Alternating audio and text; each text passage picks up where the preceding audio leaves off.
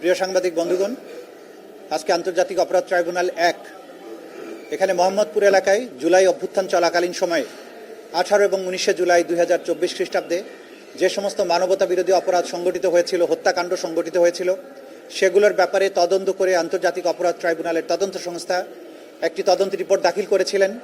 সেই তদন্ত রিপোর্ট বিশ্লেষণ করে আন্তর্জাতিক অপরাধ ট্রাইব্যুনালের চিফ প্রসিকিউটরের কার্যালয় আজকে 28 জন আসামির বিরুদ্ধে একটা আনুষ্ঠানিক অভিযোগ অর্থাৎ ফর্মাল চার্জ দাখিল করেছিলেন।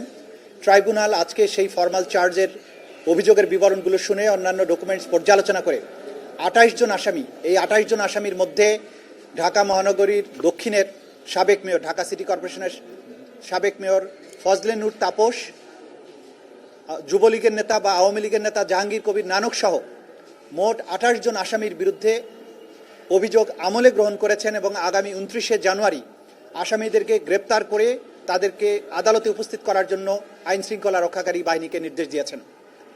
এই 18 এবং 19 জুলাই বাংলাদেশের ইতিহাসের অন্যতম রক্তাক্ত দুটো দিন, যে দুটো দিনে বাংলাদেশের বিভিন্ন স্থানে জুলাই অভ্যুত্থানকারী তরুণ, যুবক, ছাত্র জনতার উপরে যে হত্যাকাণ্ড চালিত হয়েছিল সেটির অন্যতম হটস্পট ছিল মোহাম্মদপুর এলাকা। এইখানে শহীদ ফারহান ফাইয়াজ এবং মাহমুদুর রহমান সৈকত সহ মোট 9 জনকে হত্যা করা হয় এবং অসংখ্য মানুষ সেখানে আহত হন। যে 9 জন শহীদ সেই দিন আত্মত্যাগ করেছিলেন তারা হচ্ছেন শহীদ ফারহান ফাইয়াজ, মাহমুদুর রহমান সৈকত, রাজু আহমেদ, মাহিন, মোহাম্মদ রনি, আল শাহরিয়ার রোকন, ইসমাইল হোসেন, জসিম উদ্দিন এবং জোবাইদ হোসেন ইমন। এই যে তরুণ শহীদেরা যারা রক্ত দিয়েছিলেন, তাদের রক্তের ফলে পরবর্তী সময়ে অর্জিত আজকের এই বাংলাদেশ।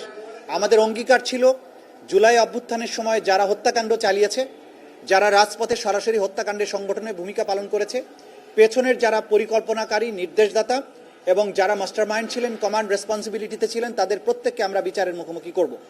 সেই অঙ্গীকারের ফলশ্রুতি আমরা আমাদের তদন্ত সংস্থা কাজ করেছেন, পরিশ্রম করেছেন। এই অপরাধীদের ব্যাপারে তারা তদন্ত রিপোর্ট এবং অন্যান্য এভিডেন্স আদালতে দাখিল করেছেন। ইনশাআল্লাহ 29 তারিখের পরে পরবর্তী কার্যক্রমের মধ্য দিয়ে এই মামলার বিচার কার্য শুরু হবে এবং যথানিয়মে সেটাও নিষ্পত্তিও হবে।